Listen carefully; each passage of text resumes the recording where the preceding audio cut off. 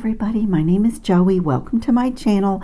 I am doing my third project with the Sam's Bead Box for June 2025. It was called Sweet Peach, and honestly I'm so excited. This is a necklace project, and these beads woke me up. This project woke me up because I've been thinking about my stringing pattern. So if you didn't see my first video, I made a really gorgeous bracelet and a pendant, and I set up this charm by gluing, they were actually two charms, and I used my E6000 glue and glued them together. So these two things are going to be the final drop on my necklace. Look at this color combination.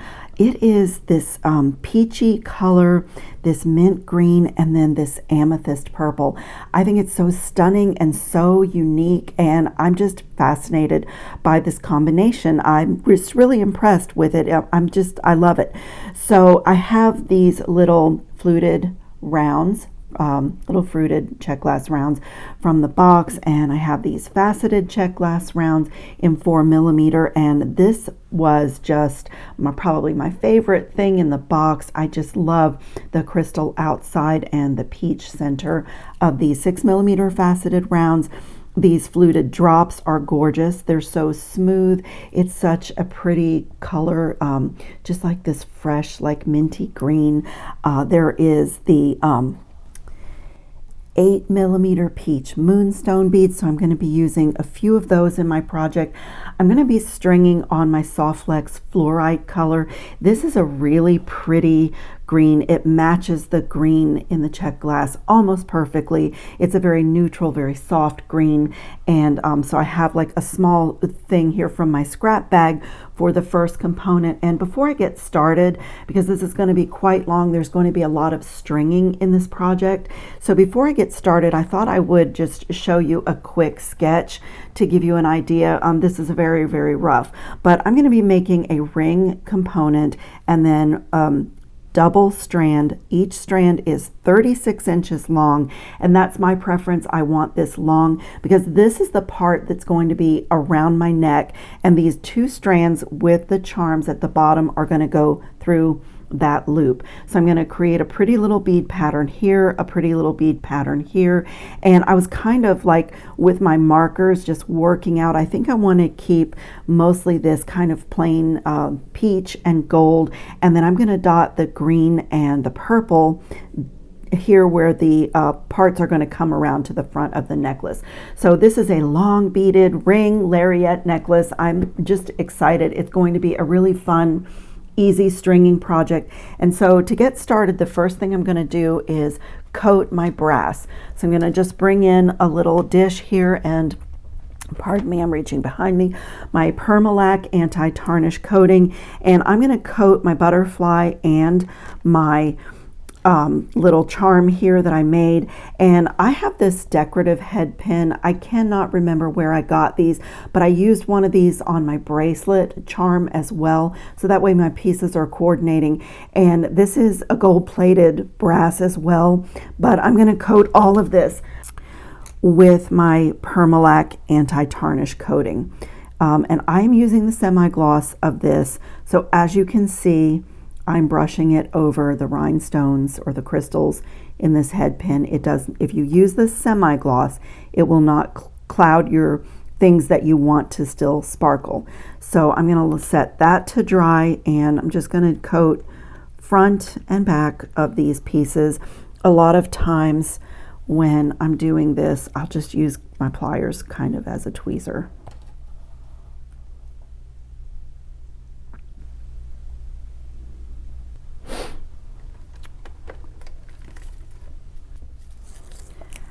I'm going to need 4 crimp tubes for this project, and I think 4, did I count right? But I'm using my Soft Flex number 2 or 2x2 crimp tubes that are gold filled. So these do not tarnish. They have, I think that it is double or triple the thickness of a normal, the wall on these of, you know, other crimp tubes. And so they're really easy to crimp, whether you like to use your Zuron plier and do the fold over method, or whether you like to use the magical crimping plier. They just work really well. So I'm going to get those out, and I can see that I have some sunlight streaming on my mat. So let me pause and correct that. Okay, now you can see better, and to cut open all my beads. I'm also going to be adding in some seed beads. So I have some Toho 11O seed beads that are perma finish galvanized. I always like to invest in a little bit higher quality of a metallic seed bead if it's going to be touching my skin. And then I have some Miyuki seed beads here that are 8O, and then I have these beautiful, I used a few of these in my first project. I just picked these up at a bead store here in my city. They're 11O seed beads in a semi-matte opaque salmon.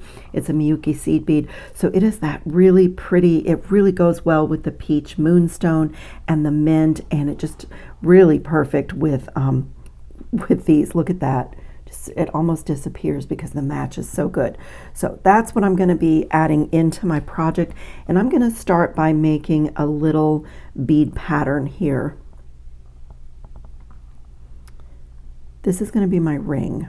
Okay, 7 beads, 7 of my Czech glass faceted rounds is the sweet spot, and since my butterfly has to go through, I just want to check and make sure I know that this piece will go through, because that's going to be the closure, and my Permalac is already dry. It dries in 4 or 5 minutes. And so to make this component, I am just going to feed on a crimp tube, and then I'm going to feed the other end through in the opposite direction so that I have a wire coming out the crimp tube in 2 directions, and I'm just going to pull. And I'm pulling it down here like this because this is going to go back in my scrap bag. I can make a lot more components. Oh, and I forgot. I backed this down a little bit. My crimp tube is going to replace the gold seed bead here. So I'm going to back this off, and okay, I got it right this time. So that crimp tube is going to replace the seed bead in the stringing pattern there, and this is not going to stay tight like that because my magical crimping plier has to have a space to get in here. But I have to connect a couple of things to this, and I actually want to try something really creative with this flower to make my closure ring extremely dimensional. So I feel that my crimp tube is squarely in the center divot of this plier, and I'm going to pull my 2 wires as tight as I can and then close down. So I've got the start of a crimp, and I'm going to get in here in the opposite direction. Don't close down on your tool until you feel I just felt it go in. Now I can close in that direction and just hold that position, open and close a few times, and rotate the ring. And I'm turning that number 2 crimp tube into a little gold bead. And now I'm going to get in here and just trim as closely as I can. This goes in my scrap bag. Okay, so the start to my necklace is done. I really love that. And so what I was thinking, I'm just so excited to get to this part. I'm going to put this in here, and I'm going to make a really, really small, simple loop here.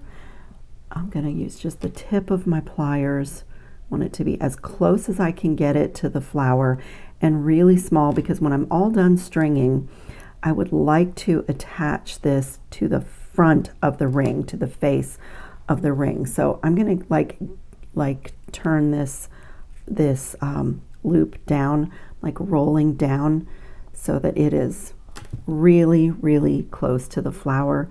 And I'm going to snip right here, and hopefully that little charm is going to sit right on top of this when I'm all done. So my charms go on last, but they're ready to go.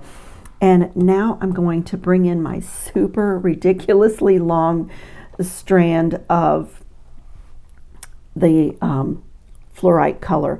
So this is so long, you won't be able to see this under the camera because, as I said, it's 36 inches doubled over. So there's 72 inches of bead stringing material here. It's actually grabbing on the edge of my table onto my pliers, but I'm going to fold it in half so that the middle is right here and the two ends are here. And like I say, I mean, I can't even show it to you, it's so long. And I'm going to come to my ring now, and I'm going to work over that crimp tube, and I'm just going to pull this down to the very middle of my wire. Let me get my little self untangled here.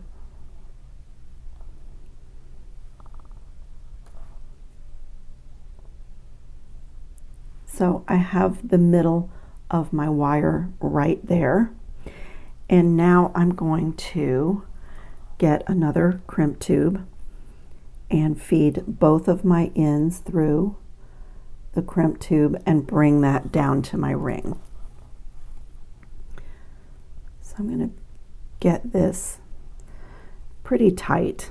I mean, it's going to move. I do want it to move a little bit because when this is all beaded, and when my charms are on the end and it goes back down through as a closure, you know, I want it to move. I don't want anything on a piece to be rigid.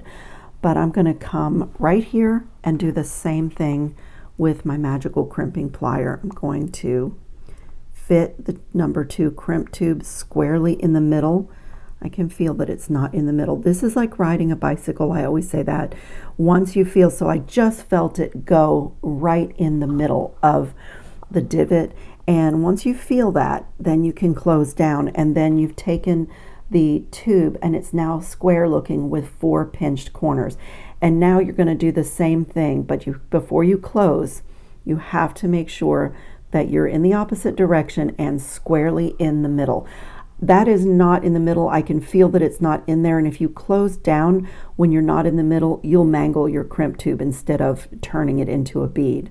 So I still feel like it's not in there. Once you feel what it feels like, you'll get it every time. I got it now. And now close and do the same thing. Just go around a few times.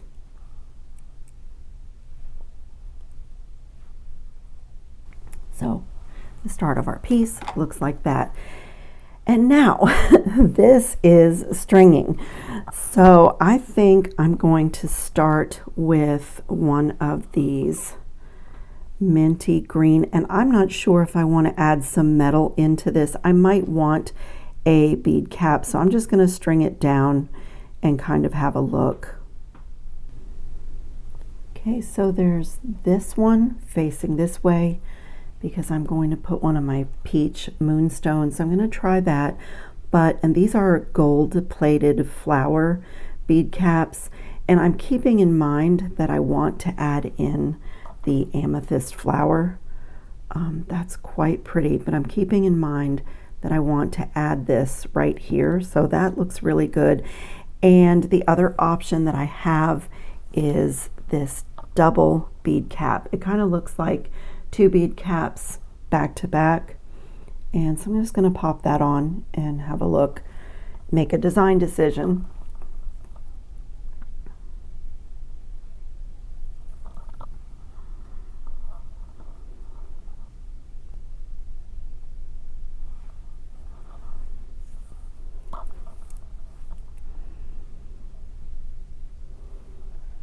That one matches my brass a little bit better, and I love how it makes those 2 beads one component. So I like this one too, and these are really high quality, but I think I'm going to go with the double bead cap. Decision made. Okay, and from here I'm ready to start stringing separately, I meant to say. So I am going to start with a gold 8/0 seed bead on each strand. I like stringing from these little trays when I have to pick up small beads. And you guys, it would be like watching paint dry to sit here and watch me string 72 inches of seed beads. But I'm going to give you an idea what my pattern is. I don't want my two strands competing for space here. So before I start, I just need to get just the right couple of beads in here, and I think it's going to be the small gold, maybe 3 on each strand.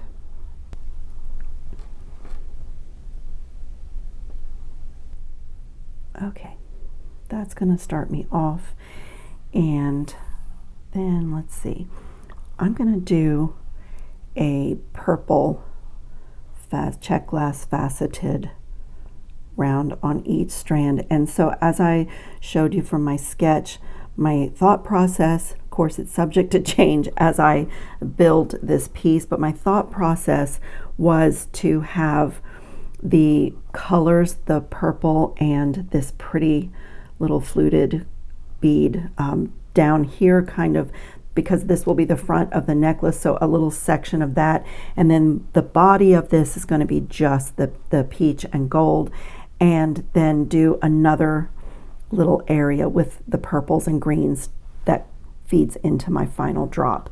So let me start stringing, and I'll be back and show you. I'll pop back in. I'll check in with you after I have some stringing and kind of show you what I've decided design-wise.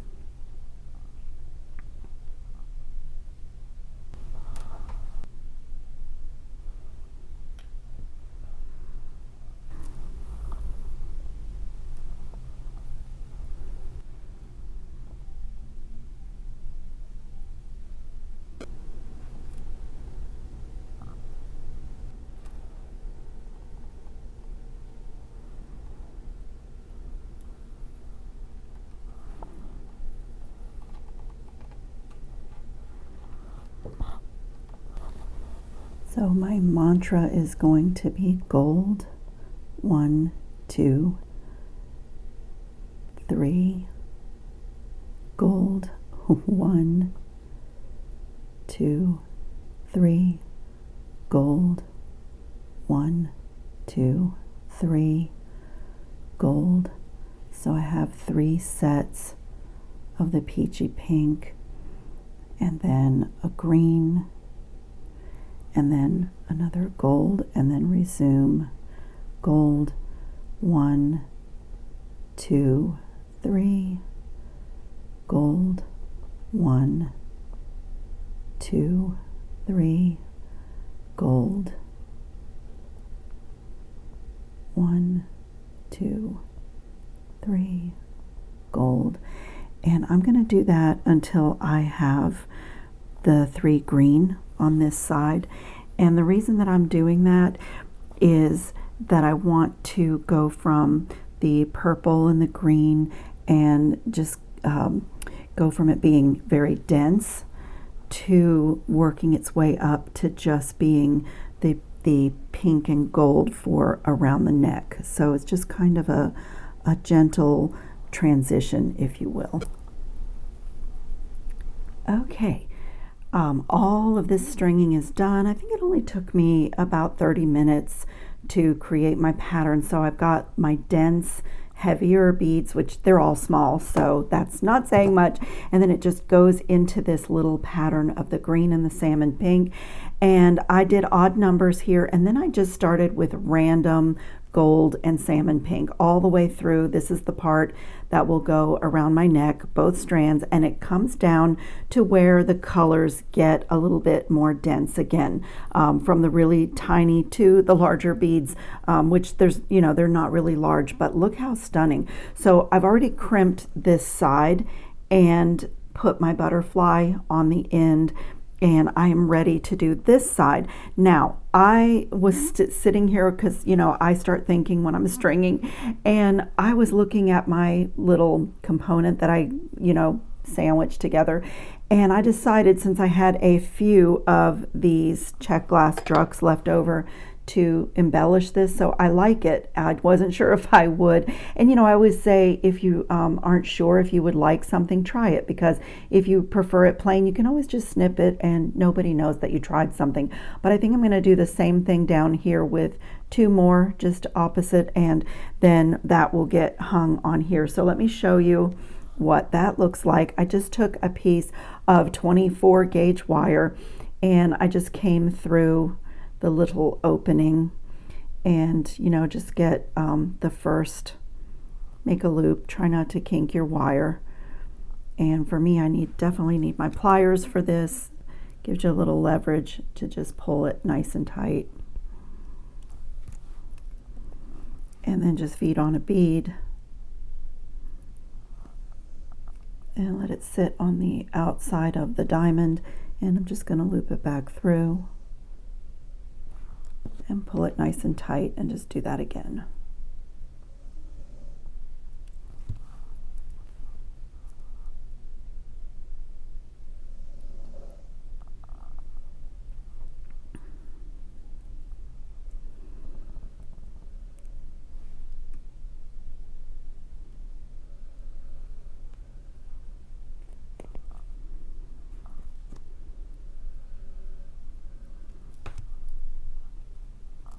I just pull it nice and tight and get it situated, and I'm going to bring this up here and just pull it really tight, snuggle it in between my beads, and then I can snip that one off before I secure the other one. It's a really fine wire, gold on gold, so you don't want to be messy when you do this, but it's pretty forgiving, like where you tie off, and I think it's really just a sweet little addition. So I'm just going to feed this one back through again and pull it tight,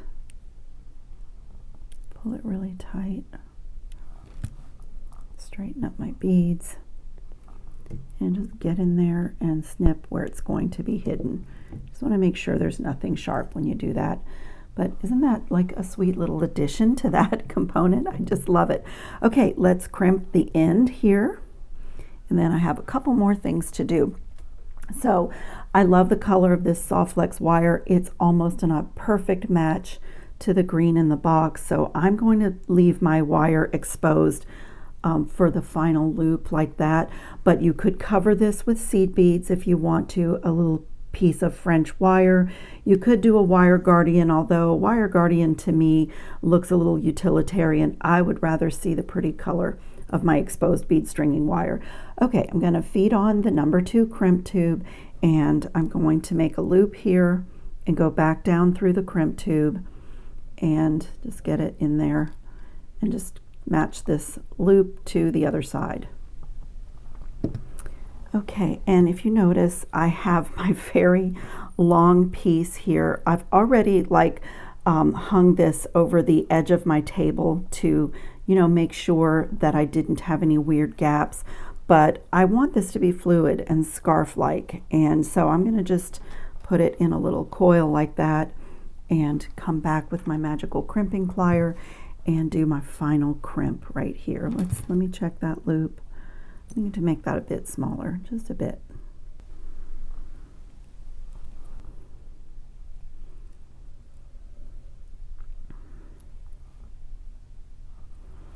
Okay, and you can put a crimp cover over the magically crimped bead if, you know, it's quite small. It's like, it looks like an 11/0 seed bead when it's crimped. So if in your design you feel like you need that to be a little bit bigger, you can put a crimp cover. But what I love about the magical crimping plier is that you don't need to, because look at how it's the same size as my 11/0 seed bead. You just almost can't even tell that, you know, it's not a seed bead. So I just love that. Okay, let's put the drop on here. Put my jump ring. I'm using one of my gold-filled diamond cut jump rings on both sides. And on the butterfly, that was a little bit too thick to go through. And so I needed a tiny little jump ring that I made with my soft flex wire. And I'm just going to close this really well. And the only thing that I have left to do really from a construction viewpoint is these are just plated base metal, these double bead caps, and I used 3 of them in the design. So I do have to get my Permalac out one more time and coat those. Oh my goodness, this is so pretty. It's very long, and I will put it on Gabriella Eva so you can actually see what it looks like when these go through this loop. They have to go through one at a time, but everything fits through, so it should be nice and secure when it's on the neck. And that's your front closure. I think it's absolutely gorgeous, and I think there's a poetry to this. Looks like a trellis to me with like a flowering vine on the trellis, and I think there's a poetry to the butterfly flying around the flower trellis. But I, made this at the outset, and I want to attach this right here. So this is going to, you'll have to, like when you put this necklace on, you'll have to situate this so that the flower is at the front of your closure. So I made this quite small, so I'm just going to wiggle it in there, that loop. I might need to open it a bit more. Get in there and close that simple loop as best that I can. I made it small on purpose because I want the flower to kind of be dimensional and stick up. So just get in there, and sometimes I'll even switch to my Xuron crimping pliers because they have this tiny little tip. So if I have like tight quarters for working, sometimes I'll even grab this plier just to get in there, but it looks like I got it really well. And you see it's closed really well. A little smudge. And so look at that. Isn't that gorgeous? Look how the flower sits right on the front. Oh my, I love this. And I have to say, I love Sam's Bead Box. I'm fairly new to the company, but I am so impressed. And as you can see, their color stories are amazing. The beads are high quality. It really inspires creativity, and I really don't know how I lived without Sam's Bead Box all these years. So I do have a discount code if you're interested in receiving Sam's Bead Box monthly, and it gives you a discount off of your first box. And there, I'll put links in the description box as well for past boxes, because I'm thinking, what have I missed? If the boxes I've received are this beautiful and amazing, then what have I missed? So I think I might shop some past boxes myself. So I thank you so much for watching. I hope everybody's having a great summer, and I will see you in the next video. Ciao, friends.